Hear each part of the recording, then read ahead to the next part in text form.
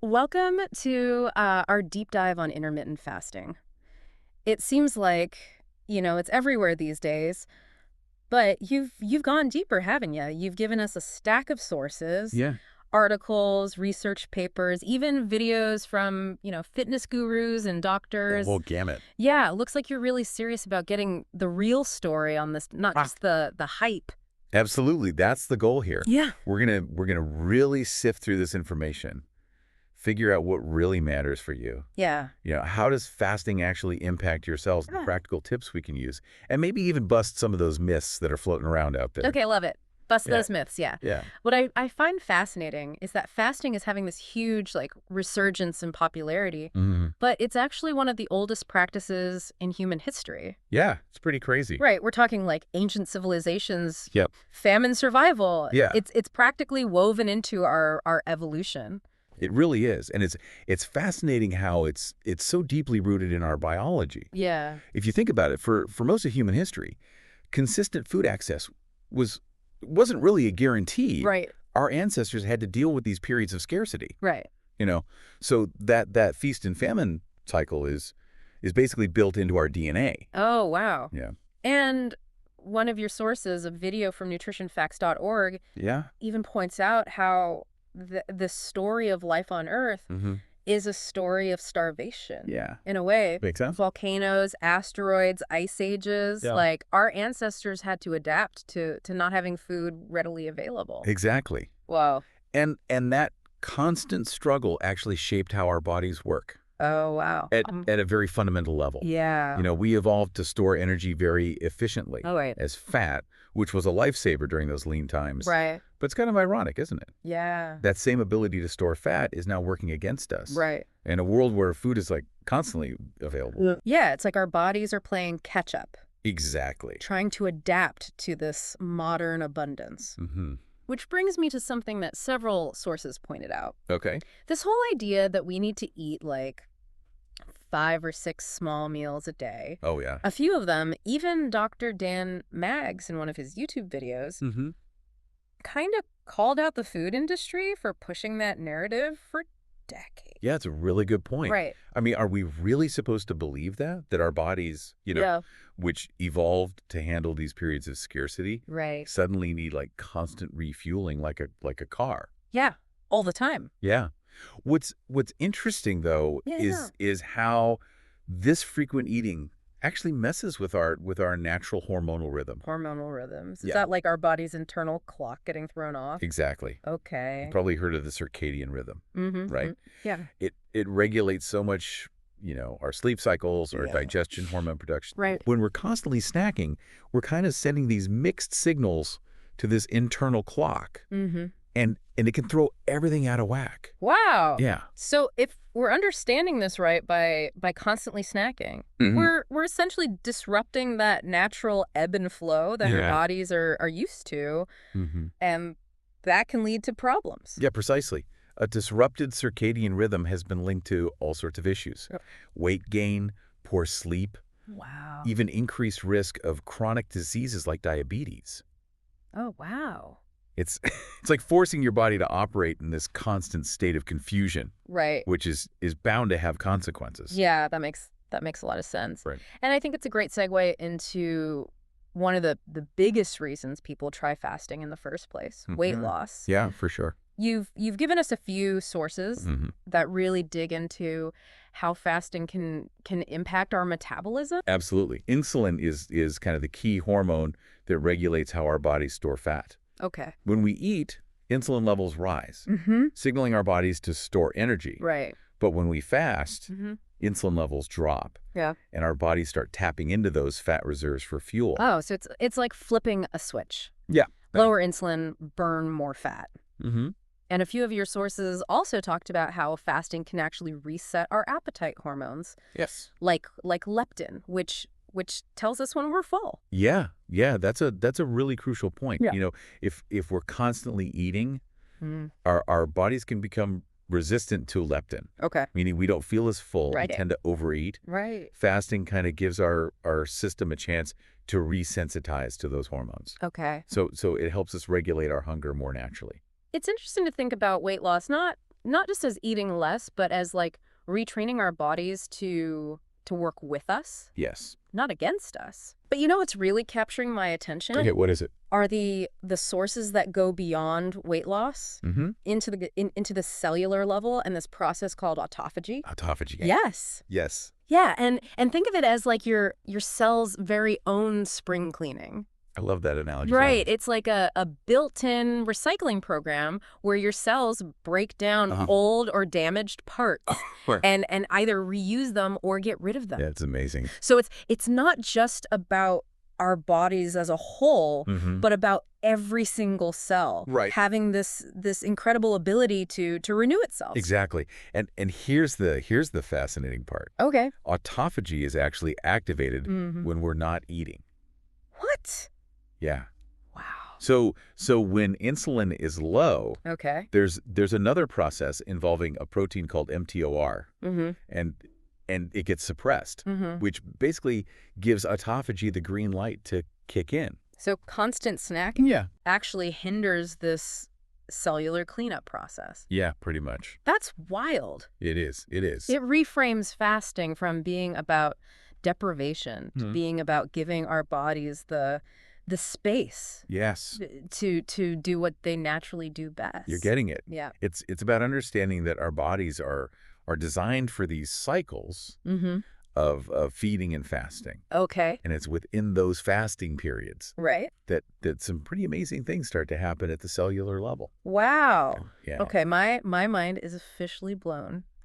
We've gone from ancient history to cellular spring cleaning. Yeah, it's pretty amazing. And it's all connected to this like simple act of not eating.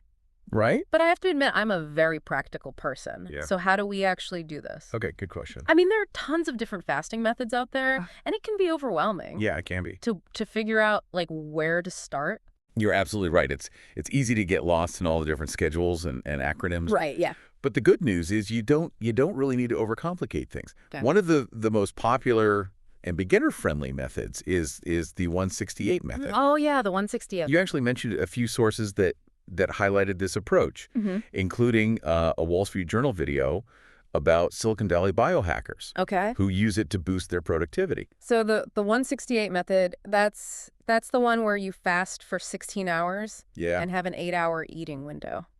Exactly. Right. But how does that work in real life? Do you just like white knuckle it through the hunger pangs? No, it's not. It's not about suffering through hunger. Yeah. The beauty of the 168 method is that it often aligns naturally with our sleep patterns. Okay. So, for example, you might finish dinner at 8 p.m. Right. Go to sleep. Right. Wake up. Yeah. And then have your first meal at noon the next day. Right. That gives you a solid 16-hour fasting window.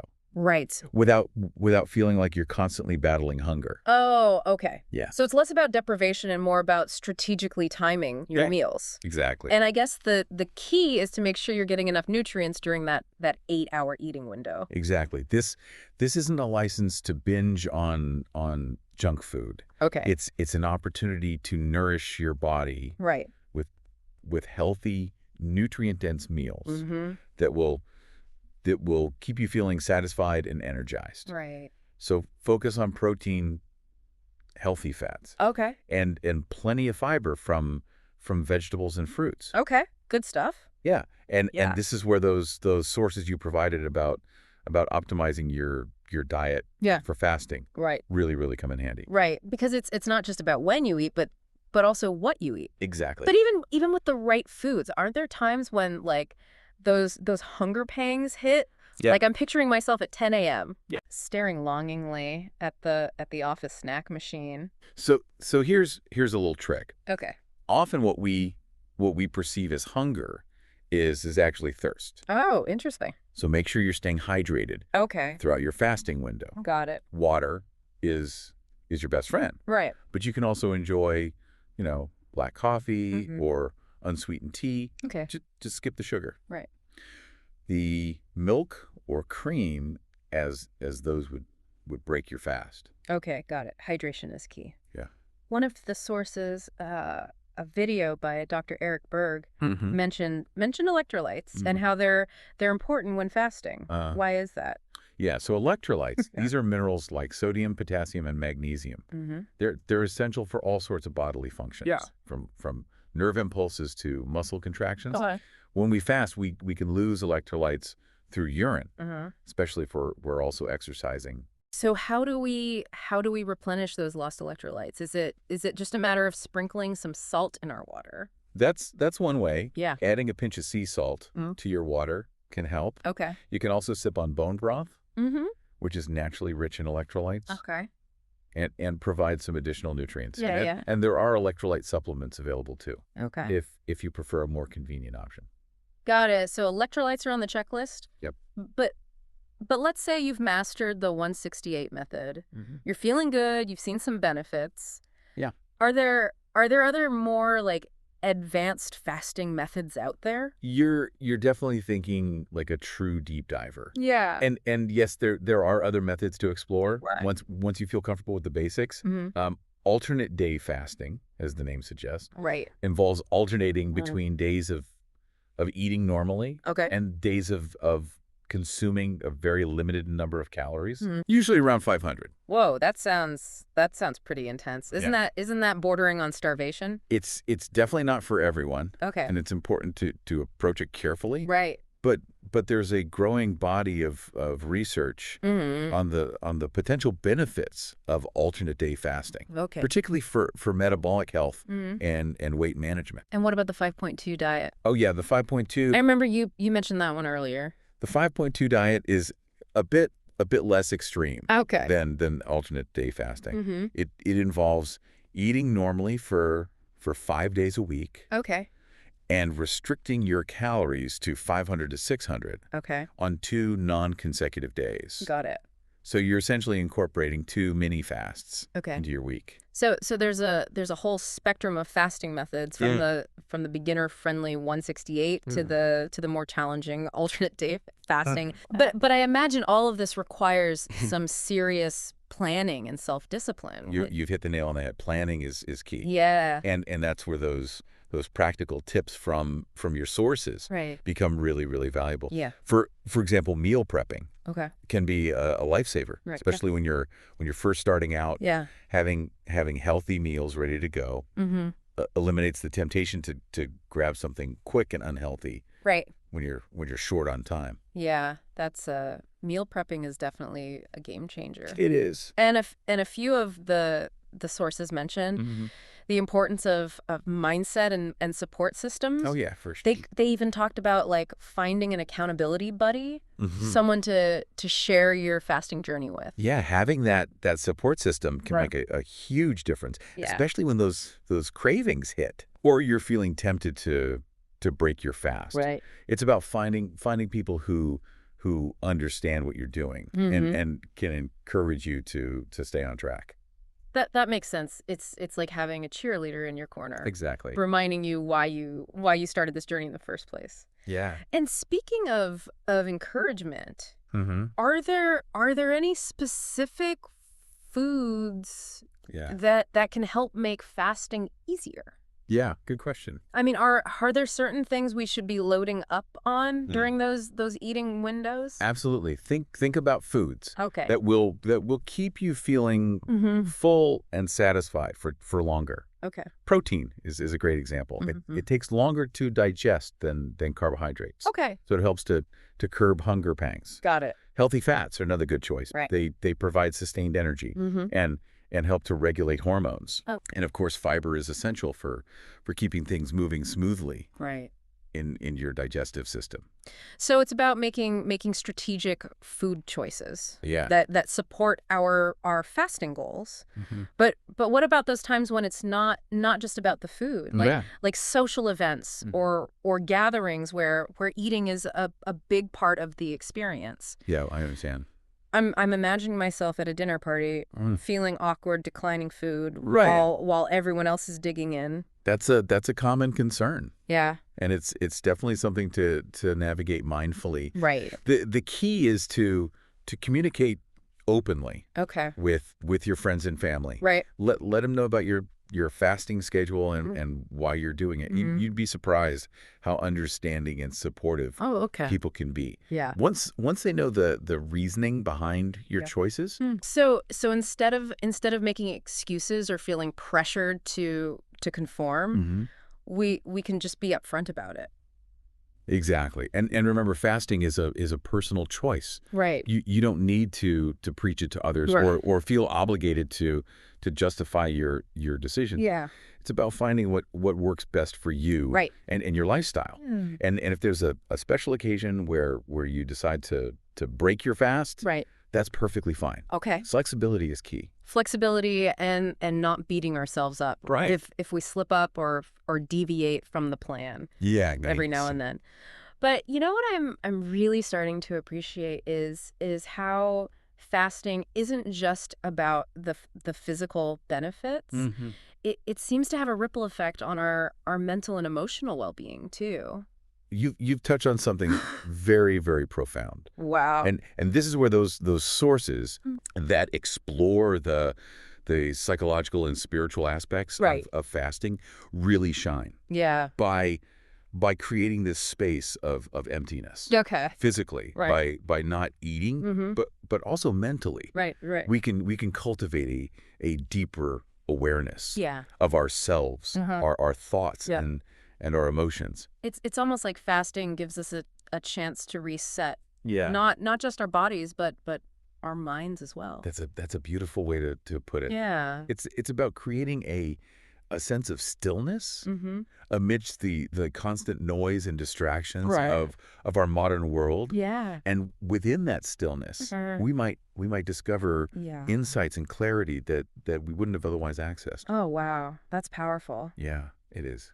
This is all so fascinating, but I want to make sure we address the potential downsides of fasting too. Some of your sources mention the risk of nutrient deficiencies. Yeah, that's right. If you're not careful about what you eat during your eating windows.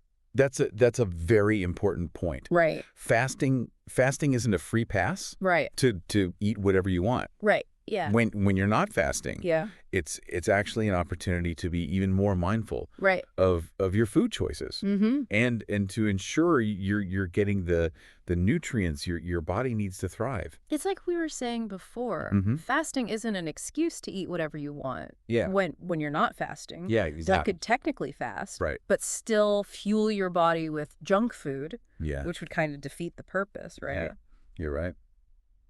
This makes me think about people with specific dietary needs, like vegetarians or vegans. Yeah. A few of my sources touched on this.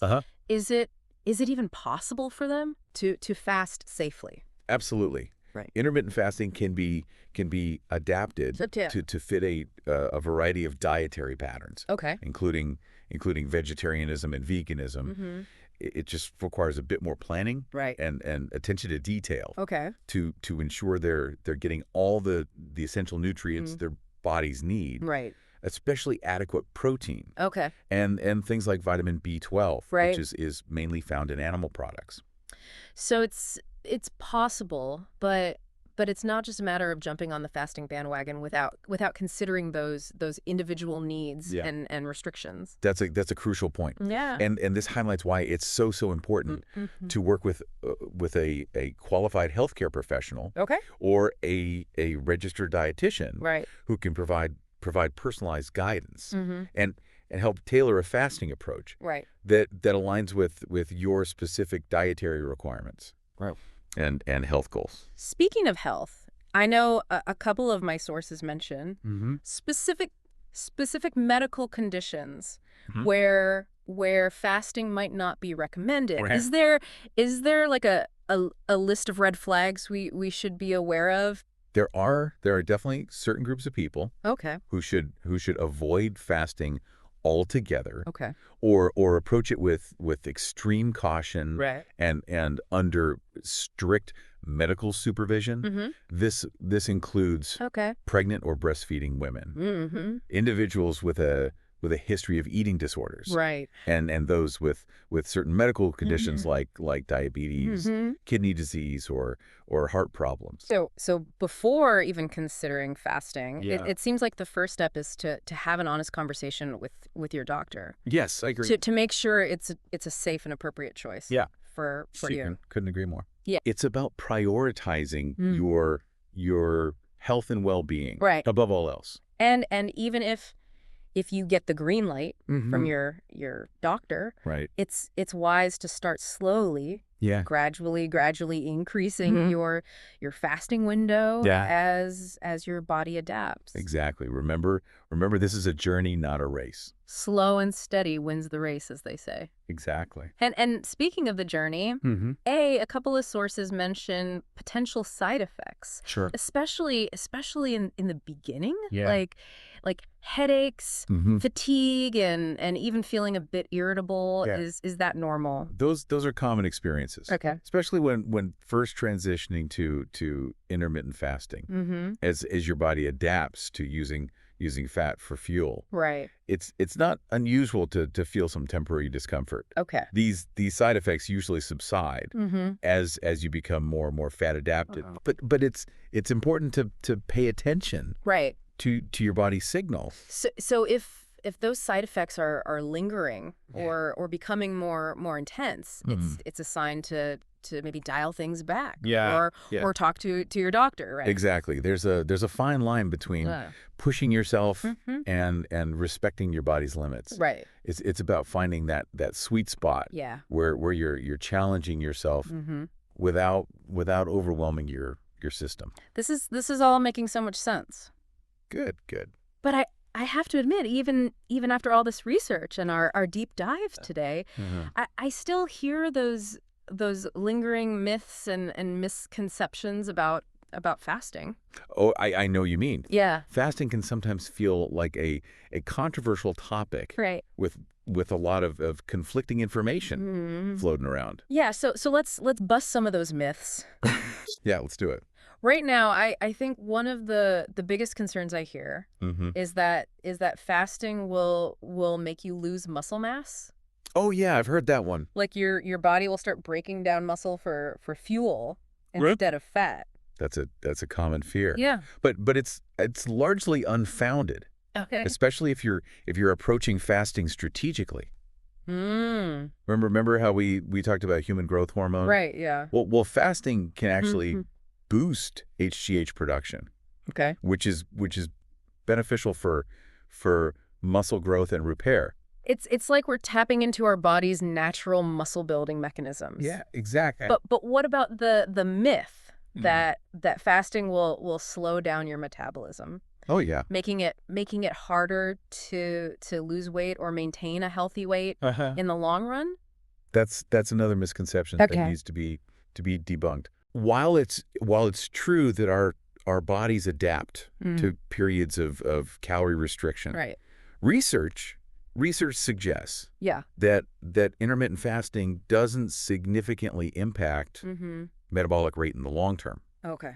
It's not going to sabotage your weight loss efforts. Got it. Or make it harder to keep the weight off. Right. Once you've reached your goals. That's reassuring. Yeah. I think a lot of people worry that they'll just end up yo-yoing back to their original weight. Right. But that doesn't seem to be the case. Exactly. And finally, there's this pervasive idea that fasting is all about deprivation and suffering. Oh yeah, that one. Like it's this grueling test of willpower. That couldn't be further from the truth. Oh, okay. As we've discussed throughout this deep dive, fasting is about so much more than just restricting calories. Right. It's about tapping into our body's natural rhythms, optimizing our health. Yeah. And even cultivating a deeper connection with ourselves. It's about finding empowerment, not punishment. Yes. It's about understanding that food can be both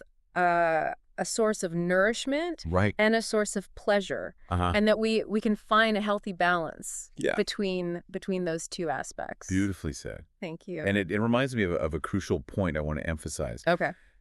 Fasting is a tool not a dogma. Okay. It's not about following rigid rules or feeling guilty. Right, right. If you deviate from a specific schedule, okay, it's about finding what works best for you, yeah. your lifestyle and your individual goals. So it's more about listening to your body's cues. Exactly. And honoring what feels right for you than about obsessing over the clock or comparing yourself to others.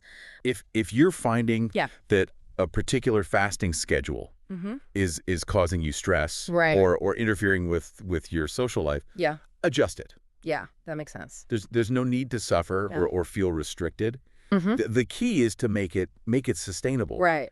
and enjoyable. Yeah. Not a source of anxiety or resentment. This whole conversation has been such an eye-opener. I feel like I've gained a completely new understanding of fasting. Great, I'm glad to hear that. Not just the science, but also the practicalities and the mindset shifts. I'm so glad to hear that. Yeah. It's been a pleasure diving deep into this topic with you and exploring all the nuances and perspectives. But before we officially wrap up this deep dive, there's one last thought I want to leave our listener with. Okay, what is it? We've talked extensively about the physical benefits of fasting. Right. But you mentioned something earlier that really intrigued me. What was that? The potential for spiritual growth. Yeah. And self-awareness. Yes. Yeah. It's fascinating how many spiritual traditions throughout history have incorporated fasting as a practice for cultivating discipline, mindfulness, and a deeper connection to something greater than oneself. It's like a form of inner cleansing. Yeah. Not just for the body, but for the mind and spirit as well. Exactly. Wow. It's almost like fasting creates a space for introspection and reflection, allowing us to tap into a different level of awareness. That's such a powerful concept. It is. So as you embark on your fasting journey, I encourage you to explore this aspect as well. Yeah. Pay attention to how it impacts not just your physical energy, but also your mental clarity. Right. Your emotional state and your overall sense of well-being. It's about embracing the multifaceted nature of fasting. Recognizing that it's not just a diet, right, but a practice that can influence our lives on multiple levels. Yeah. Physical, mental, and spiritual. Wow, this has been such an incredible deep dive. Yeah, it has. I feel like we've journeyed. Wow, this has been such an incredible deep dive. I feel like we've journeyed through centuries of wisdom, explored cutting-edge science, and uncovered practical tools that can truly make a difference in our lives. It's been an absolute pleasure sharing this exploration with you. Yeah. I hope this deep dive has sparked your curiosity and inspired you to embark on your own fasting journey. Yeah. Armed with the knowledge, awareness, and a sense of empowerment. Remember, this is just the beginning of your exploration. That's right. Keep learning, keep experimenting, and most importantly, keep listening to your body's wisdom. You are your own best guide on this journey. Beautifully said. Oh. And may your fasting journey be filled with insights, breakthroughs, and a renewed sense of vitality. This has been great. Thanks for joining us. Thanks for having me. On this deep dive into the world of intermittent fasting. It's been fun. Until next time. See ya.